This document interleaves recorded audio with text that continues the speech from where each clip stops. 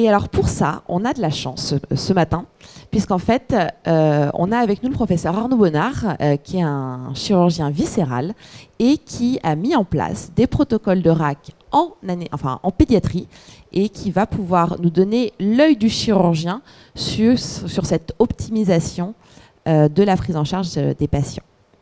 Arnaud ?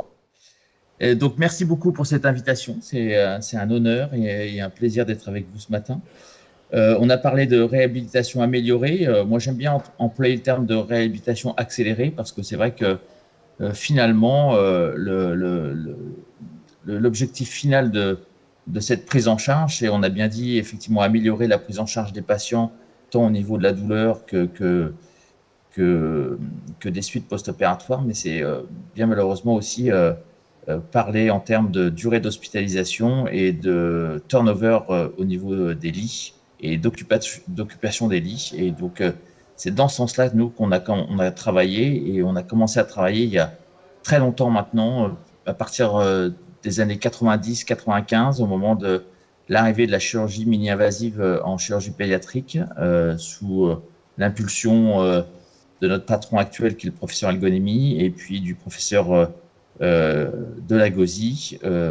Et donc, effectivement, à partir du moment où la chirurgie mini-invasive s'est installée à Robert Debré, on a cesse de travailler sur la réhabilitation post-opératoire et le raccourcissement des durées d'hospitalisation. Alors, qui est concerné par la réhabilitation améliorée? Je pense qu'il y a eu beaucoup de dits déjà ce matin et on a des mots-clés qui sortent, qui sont effectivement d'abord une prise en charge qui est multidisciplinaire, on le voit bien, et à tous les niveaux de la prise en charge et du parcours de soins du patient.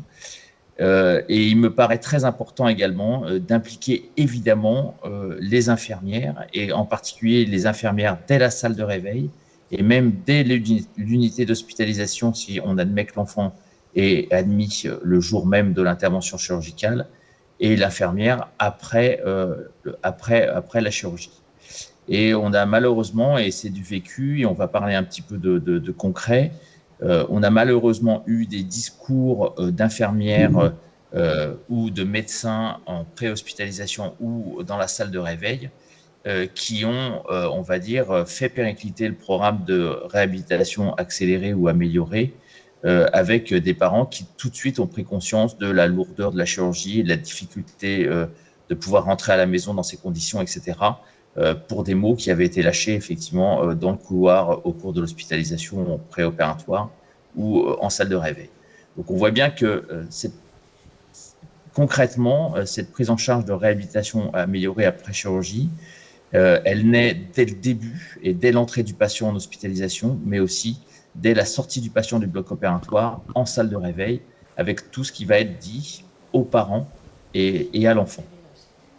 Et donc, on implique tout le monde, que ce soit du début du parcours de soins jusqu'à la fin du parcours de soins et à la sortie de l'hospitalisation. Alors, pour qui? On a vu à qui ça pouvait s'adresser. On a vu les très beaux exemples de chirurgie néonatale, effectivement.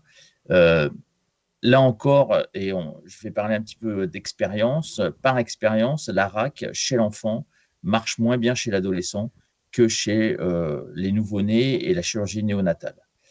Clairement, l'adolescent, c'est un adulte qui est en croissance, qui peut présenter des pathologies qui partagent effectivement avec l'adulte, comme les maladies inflammatoires du tube digestif pour lesquelles on va être amené à proposer des colectomies.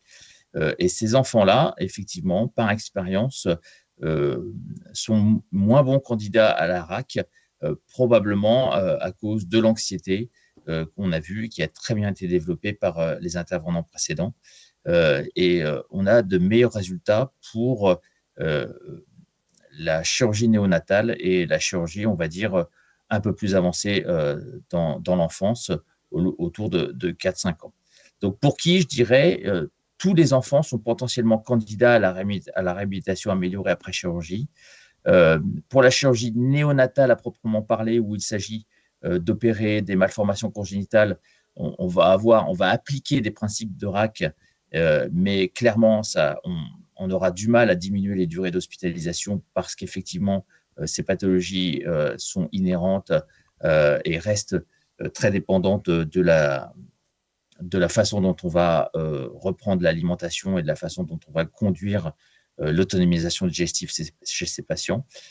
Mais clairement, on peut appliquer des principes de RAC du tout petit jusqu'à effectivement l'adolescent avec des résultats qui sont plus ou moins probants en fonction de l'âge de l'enfant. Alors, RAC et ambulatoire, même idée. Pour moi, la RAC ultime, c'est la chirurgie ambulatoire. C'est-à-dire qu'à partir du moment où vous avez appliqué vos principes de réhabilitation améliorés et ou accélérés après chirurgie à vos gestes chirurgicaux et que vous avez travaillé main dans la main avec l'anesthésiste pour travailler effectivement sur l'ALR, l'analgésie multimodale, etc. Quand vous avez un protocole de RAC qui fonctionne très très bien, la RAC ultime, ça devient la chirurgie ambulatoire. C'est-à-dire que vous êtes capable d'admettre l'enfant dès le jour de l'intervention et de faire sortir l'enfant le jour même de l'intervention, à condition qu'effectivement ce parcours de soins ait été dessiné et été vu avec les parents en amont de la chirurgie, bien sûr, et en aval, parce qu'il faut revoir les parents, revoir l'enfant et leur expliquer comment ça va se passer au bloc opératoire et à la maison ensuite, dès le retour à la sortie de l'hôpital. Ce qui est sûr, c'est que pour pouvoir appliquer des principes de réhabilitation accélérée ou améliorée après chirurgie, il faut sécuriser la chirurgie. Et ça, c'est quelque chose qu'on a appris depuis plusieurs années maintenant. Et ça passe par des gestes simples. Par exemple, chez nous, on a appris à ne plus ou ne pas utiliser de façon exceptionnelle les clips en chirurgie mini-invasive, mais on va sécuriser nos ligatures vasculaires avec des nœuds. On a appris à faire des anastomoses, effectivement, avec à la main et non plus avec des pinces mécaniques. Tout ceci, ça a été petit à petit appliqué d'une année sur l'autre, et ce qui nous a permis effectivement de sécuriser cette chirurgie et de sécuriser les suites post-opératoires. Parce qu'il faut bien voir, et on a vu dans les études de chirurgie, sur la RAC, on va s'intéresser évidemment à la morbidité post-opératoire et on va s'intéresser évidemment aussi à la réadmission à 30 jours, qui est un des facteurs qui permet effectivement d'évaluer l'intérêt et l'efficacité de vos protocoles que vous avez mis en place. Alors, voilà effectivement les principes qui ont été déjà mentionnés. On voit bien que sur ce parcours de soins et ces principes de réhabilitation améliorés démarrent dès la période préopératoire, puis en péropératoire, puis en post-opératoire. Nous, on a beaucoup travaillé effectivement sur le préopératoire et en particulier sur le discours aux parents et ce qui va être fait pendant l'intervention et après l'intervention au moment du retour à domicile. Les anesthésistes ont énormément travaillé aussi, et je les remercie beaucoup, sur le raccourcissement effectivement des durées de jeûne, comme on a vu. Ont beaucoup travaillé également sur le stress préopératoire avec des ateliers de préparation au bloc opératoire qui a permis effectivement de diminuer énormément l'anxiété à la fois parentale, mais à la fois aussi de l'enfant. En péropératoire, on a vu également ce qui devait être appliqué, les grands principes qui devaient être appliqués pour permettre effectivement une meilleure reprise du transit, par exemple. Par exemple, effectivement, c'est de ne pas remplir trop l'enfant pour éviter éventuellement d'avoir un œdème des parois digestives qui va pouvoir effectivement jouer dans la reprise du transit et le iléus post-opératoire. Et puis en post-opératoire, c'est le contrôle de la douleur, évidemment, et on l'a vu avec l'ALR. C'est l'utilisation le moins possible de prothèses, type sonde nasogastrique, sonde urinaire, etc., ou de drain. Et c'est aussi, et c'est ce qu'on a étudié à Robert Debré, c'est l'aide de médecine, on va dire, parallèle et de l'ostéopathie, par exemple, où on a fait une belle étude sur la prise en charge ostéopathique en post-opératoire péritonite appendiculaire. Et on a démontré que cette prise en charge ostéopathique permettait effectivement un retour plus rapide du transit, une autonomisation digestive plus rapide et une sortie à la maison plus rapide. Et donc, il ne faut pas se couper les ponts à toute autre aide qui pourrait nous aider, qui pourrait intervenir en post-opératoire. Et l'ostéopathie En tout cas, nous, ça nous a aidés et je pense qu'on gagnerait grandement à introduire ces nouveaux procédés, on va dire, dans la prise en charge de nos enfants. Alors, quelques exemples. Quand je disais que la RAC ultime, c'est la chirurgie ambulatoire, on fait maintenant des interventions anti-reflux type Nissen ou Toupet sous célioscopie en hôpital de jour. Alors, ça s'adresse forcément à d'abord des adolescents ou des préadolescents qui n'ont pas de comorbidité associée, effectivement, et on l'a vu, ASA 1, ASA 2, et en particulier pas de comorbidité neurologique, c'est typiquement le reflux gastro-œsophagien du préadolescent ou d'adolescent qui reste dépendant d'un traitement médical par IPP, par exemple, et qu'on va effectivement proposer à la chirurgie ambulatoire et avec une RAC, c'est-à-dire un enfant qui va sortir du bloc opératoire sans sonde nasogastrique, avec une réhabilitation, avec une reprise de l'alimentation rapide dès la salle de réveil. On explique aux parents, évidemment, comment va se passer la réalimentation, au début mixée pendant 3-4 semaines, puis progressivement la réintroduction des morceaux pour avoir ensuite une alimentation normale. Tout ceci est expliqué en préopératoire, ce qui nous a permis effectivement, avec à la fois l'utilisation de la chirurgie mini-invasive et des instruments de 3 mm, chose qu'on ne faisait pas avant, en particulier chez les grands de 10 à 15 ans, où on utilisait volontiers du 5 mm. Maintenant, on utilise plutôt du 3 mm, ce qui permet grandement de diminuer effectivement la douleur pariétale et qui ensuite adjoint avec l'analgésie multimodale, l'absence de sonde urinaire, l'absence de sonde gastrique, l'infiltration des trous de trocar par des anesthésiques locaux, nous a permis effectivement de faire sortir ces enfants dès le même jour après la chirurgie. La cholécystectomie, c'était quelque chose de très connu effectivement chez l'adulte. C'était une des premières interventions sous célioscopie qui a pu être effectivement appliquée à la chirurgie ambulatoire.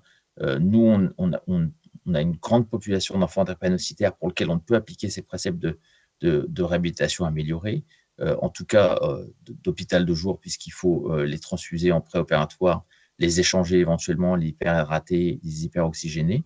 Et donc, c'est des cholécystectomies qui s'adressent globalement à des enfants qui n'ont pas de comorbidité associée. Et on a réalisé plus de 30 patients maintenant avec des résultats qui sont tout à fait satisfaisants. Là où on a beaucoup progressé, c'est sur la chirurgie thoracique, et en particulier grâce à l'adjonction effectivement de cathéters d'analgésie paravertébrale que l'on place à la fin de l'intervention, comme vous pouvez voir ici, en sous-pleural. Ce cathéter est soit laissé en place pour 24-48 heures le temps du drainage, mais c'est guère 48 heures, puisqu'en général, les enfants sortent le lendemain de l'intervention, soit sur un one-shot en cas de chirurgie thoracique en hôpital de jour. Ça nous a permis effectivement d'appliquer ces préceptes de RAC aux patients opérés pour lobectomie, séquestration, duplication, kyste bronchogénique, et en particulier lobectomie maintenant, sortent avec un drain qu'on essaye de retirer dès le lendemain de l'intervention et l'enfant sort le lendemain de l'intervention avec des suites post-opératoires le plus souvent très simples et effectivement des complications qui sont peu importantes, 8% de complications, on peut le voir, mais surtout une réadmission à 30 jours de zéro, c'est-à-dire aucun patient n'est revenu ensuite après ces lobectomies. On est à plus de 130 patients maintenant opérés avec ce type de chirurgie qui sortent le lendemain de l'intervention. On s'est mis à appliquer les principes de RAC pour les maladies de Hirschsprung, qui sont des colectomies le plus souvent segmentaires, dans ces formes courtes recto-sigmoïdiennes, comme c'est la plupart du temps, dans 80% des cas, avec donc des colectomies qui sont réalisées sous célioscopie et ensuite des abaissements par voie transanale, avec des instruments de 3 mm également, une analgésie loco-régionale utilisée, soit une rachimorphine, soit une péridurale, effectivement, et ensuite une réalimentation rapide 4 heures après la chirurgie. L'absence, enfin en tout cas une sonde urinaire qui est maintenue pendant 48 heures et des enfants qu'on va faire sortir 2 jours après la chirurgie, effectivement, et donc des patients qui ont une autonomie digestive et une réhabilitation très améliorée et très accélérée puisqu'ils sont à la maison dès le 2e jour. Ils sont opérés le mardi. En général, le jeudi matin, ils sont rentrés à la maison. Pour conclure, on a fait un état et on a fait une méta-analyse sur ce qui existait en RAC en chirurgie, et vous voyez qu'il y a très peu de choses finalement. 180 abstracts ont été screenés, 20 articles ont été retenus, enfin 20 articles ont été relus et 9 ont été inclus. Et finalement, il n'y a qu'une étude randomisée dans ces études. Il y a 3 études prospectives et 5 études rétrospectives, donc très peu de choses effectivement en RAC, en chirurgie pédiatrique. Ça concernait donc 531 patients. Et vous avez vu, on peut voir que c'est utilisé soit par la chirurgie digestive, soit pour la chirurgie urologique, soit pour la chirurgie thoracoscopique, avec une seule étude en chirurgie thoracoscopique, avec une moyenne de séjour qui effectivement est diminuée chez les patients pour lesquels il y avait eu de la RAC, comparé à des études contrôle, en pratique diminuée de 1,2 jours. Mais quand on s'intéresse un petit peu et qu'on rentre un peu dans ces études, on s'aperçoit que, par exemple, pour les Nissen, ils ont diminué la durée d'hospitalisation de 8 à 5 ou 4 jours, ce qui pour nous reste encore beaucoup, je trouve, et que puisque maintenant on arrive à les faire en hôpital de jour. Donc, c'est des études qui sont pour l'essentiel américaines, avec quand même des durées d'hospitalisation qui nous paraissent encore assez longues. Surtout, et c'est ça qui est important, c'est qu'on fait de la réhabilitation améliorée, mais on n'augmente pas le taux de complications post-opératoires. Il n'y a pas de différence, effectivement, dans ce taux de complications. C'était sur 5 études, 13,14%. Donc, Arnaud, clairement, oui, j'ai fini. Ouais, il va falloir s'arrêter. Il va nous rester 2 minutes pour conclure la session. Et le taux de réadmission était complètement identique. Voilà. Donc, je vous remercie. Merci beaucoup. C'est vrai que c'est assez intéressant d'avoir un chirurgien avec nous ce matin, puisque finalement, on voit que c'est un œil complémentaire. C'est pas la même vision des choses, et finalement, il faut qu'on travaille ensemble pour ces enfants. Alors, je vais essayer de conclure rapidement sur la session, mais vous pouvez intervenir tous les 4 à n'importe quel moment pour conclure avec moi. Je pense que ce qu'on a bien vu, c'est que donc, la RAC en pédiatrie, ça commence à prendre, mais il y a encore beaucoup de travail dedans. 3 grandes phases, la phase pré, per et post-opératoire, avec des enjeux qui sont assez différents de ceux de l'adulte. Finalement, l'un des éléments clés, ça va être les parents et le couple parent-enfant.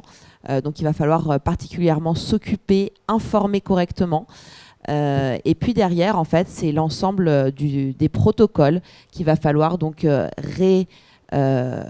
auditer régulièrement, réadapter régulièrement avec les différents piliers dont on a entendu parler, réduction du jeûne préopératoire, bonne information en préopératoire, les techniques mini-invasives pour le côté chirurgical, l'analgésie multimodale et savoir adapter notre ALR, se freiner parfois et puis chez des plus petits faire peut-être une ALR plus importante. Et puis tout ça, en fait, a un seul but, c'est de s'occuper au mieux des patients, optimiser la prise en charge périopératoire, avec finalement, si le coût est réduit, tant mieux. Si le coût n'est pas réduit initialement, c'est peut-être pas le principal enjeu qu'on a, mais finalement, si on optimise les pratiques, si on réévalue quotidiennement la prise en charge de l'enfant, on va améliorer le coût, c'est sûr, et dans de bonnes circonstances. Voilà. Merci à tous. Merci beaucoup. Merci Arnaud, merci ASM. Merci. Merci Olivier, merci Virginie. Et bonne journée. Bonne journée.